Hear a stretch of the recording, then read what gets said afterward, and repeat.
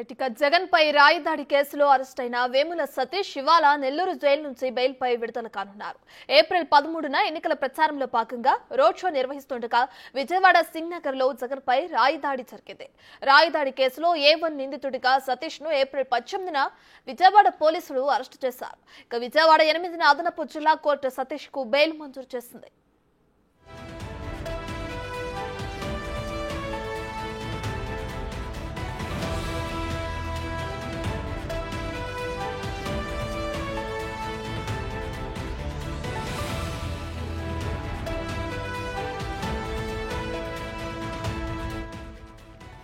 జగన్ పై రాయదాడి కేసులో అరెస్ట్ అయిన వేముల సతీష్ ఇవాళ నెల్లూరు జైలు నుంచి బెయిల్ పై విడుదల కానున్నారు.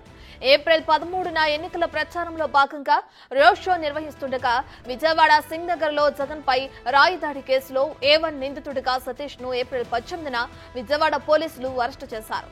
అయితే విజయవాడ 8వ అదనపు జిల్లా కోర్టు సతీష్ కు బెయిల్ మంజూరు చేసింది.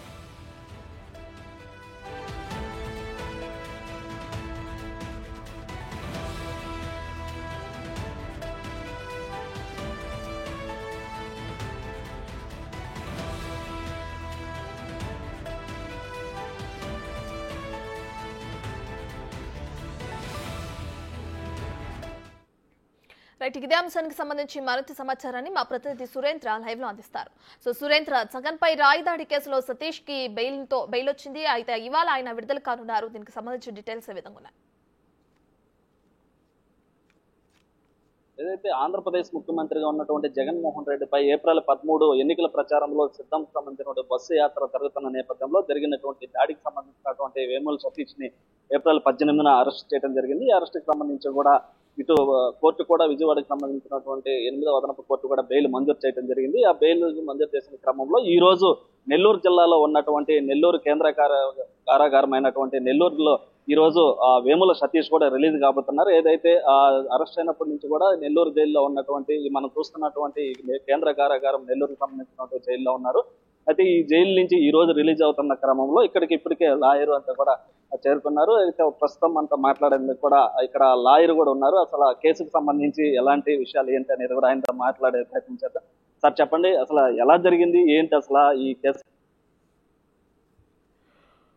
జగన్మోహన్ రెడ్డి బిఫోర్ ఎలక్షన్ ఎటువంటి టాక్టిక్స్ చేస్తారు, అతనికి అలవాట్లు, ఈజ్ హ్యాబిచువల్ పర్సన్.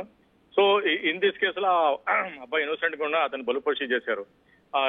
ఎందుకంటే ఆ అబ్బాయి హిమ్సెల్ఫ్ మేమత సిద్ధం యాత్రలో ఆయన కూడా 200 రూపాయల కోసం బ్లాక్ పట్టుకుని వెళ్ళిన అబ్బాయి. కానీ ఆ రోజు 14 ఏప్రిల్ అతని బర్త్డే, ఆ సెంటర్ లో అతను బర్త్డే సెలబ్రేషన్ చేసుకుని ఆయన డాన్స్ చేశారని పోలీసు వాళ్ళు ఈడే రాయేసి సెలబ్రేషన్ చేసుకున్నాడు ఏమని అనుమానంతోనే అతన్ని అరెస్ట్ చేశారు. అరెస్ట్ చేసి నువ్వు ఒప్పుకుంటే ఆ అబ్బాయి చిన్న అబ్బాయి, సరే సార్ నేను ఒప్పుకుంటా, లేకుంటే మీ తల్లిదండ్రులకు చంపుతానని అతను బెదిరిస్తే ఆయన యాక్సెప్ట్ చేసుకున్నా, అవును నేనే చేశానని. కానీ దాని తప్ప వాళ్ళ దగ్గర రికార్డ్ లేదు. నేను కూడా కోర్టులో కూడా అదే కన్విన్స్ చేశాను. అతను ఓన్ స్టేట్మెంట్ బేస్ చేసి ఒక అబ్బాయి మీద అక్యూజేషన్ మీరు నెట్టేసి జైల్లో పెట్టే కోర్టుకి రైట్ లేదు, అది కాన్స్టిట్యూషన్ ఆర్టికల్ 20(3)కి వైలేషన్ ఉంటుంది. కోర్టు కూడా దాన్ని కన్విన్స్ అయ్యి ఆ అబ్బాయికి బెయిల్ ఇచ్చింది. ఈ జగన్ కి పైన గులకరాయి చేసిన దాంట్లో ఇటు పోలీసులు కూడా ఇతను కావాలని చేశారని కూడా పోలీసులు వాదన వినిపిస్తుంది. అసలు దీంట్లో ఉన్న వాస్తవం? దీంట్లో ఎవరో కట్టప్ప ఉన్నాడు. కట్టప్ప ఎలా కోడికత్తి కేసులో కట్టప్ప ఉంటాడు, దీంట్లో కూడా కట్టప్ప ఉన్నాడు.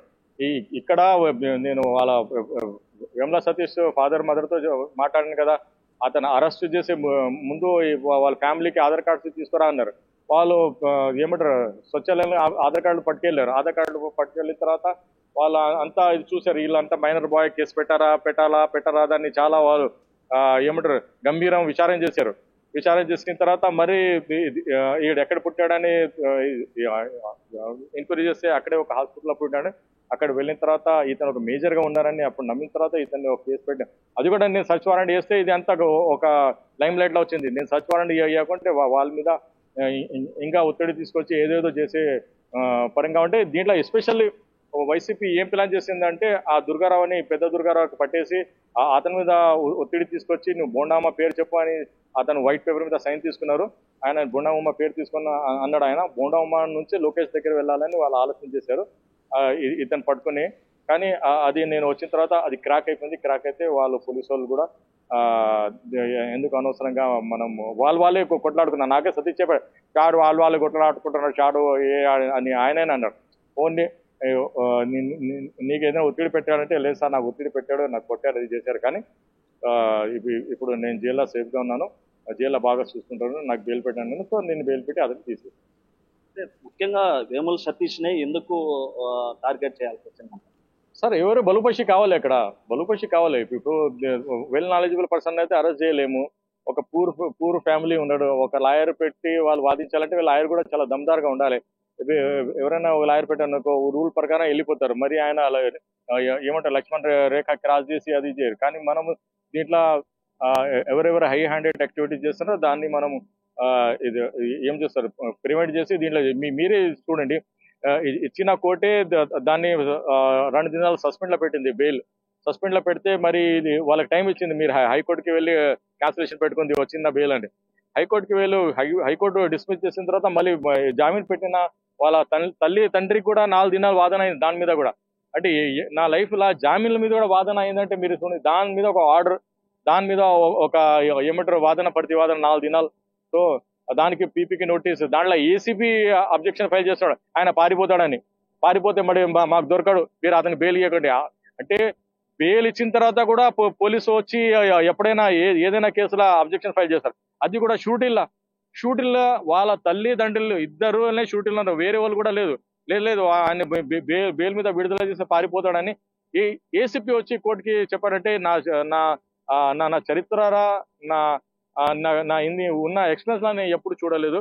కానీ ఈ కేసులో పోలీసు చాలా రాంగ్ స్టెప్ తీసుకుంది. దాని మీద కూడా మనం ఏదైనా legal point of the fight కూడా మనం ఫ్యూచర్ లో చేస్తాం. పేరెంట్స్ గా మీరేమంటారు సార్? మీ కొడుకుని వేముల సతీష్ ని అరెస్ట్ చేయడం పైన ఏమంటారు? అంతా అబద్ధమే సార్, అందరికి తెలుసు కదా సార్. మా గూడెం వాళ్ళందరూ చెప్తూనే ఉన్నారు, మేము అసమంటోళ్ళం కాదు, మా పిల్లలు అసమంటోళ్ళు కాదు అని చెప్తూనే ఉన్నారు సార్. ఆ రోజు పుట్టినరోజు అనేసి కొద్దిగా కేక్ కోసుకున్నందుకు మా ఆశ్చర్యంగా బంగారు పుట్టింది. ఆ కొట్లో కెమెరా చూసి ఆ వీడియో ప్రకారంగా చూసి తీసుకొని వెళ్ళారు.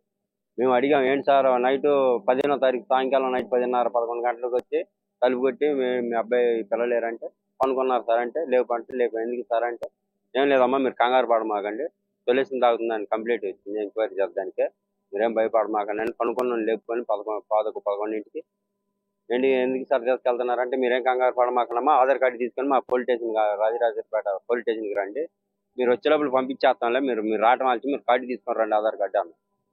తీసుకుని వెళ్ళే లోపల పోలీస్ స్టేషన్లో ఎవరు లేరు సార్. సర్లేనో 2-3 గంటలు కూర్చున్నాం, 2 దాకా కూర్చున్నాం.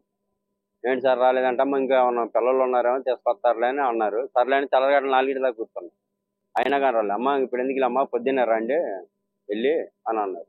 సర్లేని పొద్దున్నే వచ్చాం సార్. ఇంకా పొద్దున్న నుంచి ఇంకా 10:30-11 నుంచి సీఎం గొడవ కేసులు ఉన్నారు, రాళ్ళు వేశారు అనేసి ఇంకా అంటున్నారు. మా అబ్బాయికి తెలియకుండా మళ్ళీ తెల్లరగట్ల 4:30-5 అప్పుడు వెళ్ళి ఒక 6-7 మా గూడు పిల్లగాళ్ళని తీసుకుని వెళ్ళారంట. తీసుకొని వెళ్ళి ఇంకా అంతా ఈ మతలపు చేశారు. అసలు రాయేసిన వాళ్ళు లేరు, కొట్టిన వాళ్ళు లేరు. ఏదో రోజు 14వ తారీఖు మా అబ్బాయి పుట్టినరోజు, 13వ తారీఖు నైట్ 12 గంటలకు కేక్ కోసుకున్నందుకు వాళ్ళకి బంగారు కొట్లో కెమెరాలో చూసి తీసుకొని వెళ్ళి ఈ ఆపలేదని వేశారు. మా అబ్బాయి కూడా భయపెట్టి ఒప్పించారంట, లేదంటే మీ తల్లిదండ్రులను కూడా చంపేస్తున్నారా ఒప్పుకోకపోతే అని చెప్పారు. అంటే మొత్తం మీద కూడా ఏదైతే ఆంధ్రప్రదేశ్ లో సంచలనంగా మారినటువంటి గులకరాయి కేసులో ఇటు వేముల సతీష్ ని అరెస్ట్ చేసిన క్రమంలో అయితే వేముల సతీష్ కి సంబంధం లేకున్నా కూడా కావాలని కూడా ఇటు పోలీసులు ఇరికిచ్చారని చెప్పి ఇటు డిఫెన్స్ లాయర్ గా ఉన్నటువంటి సలీం కావచ్చు, ఇటు వారి పేరెంట్స్ అయినటువంటి దుర్గారావు కూడా చెప్తున్నటువంటి అయితే మొత్తం మీద కూడా ఈ కేసుకు సంబంధించినటువంటి సతీష్ కి ఎలాంటి సంబంధం లేదని కూడా చెప్తున్నటువంటి పరిస్థితి ఉంది. Right, thank you for the updates.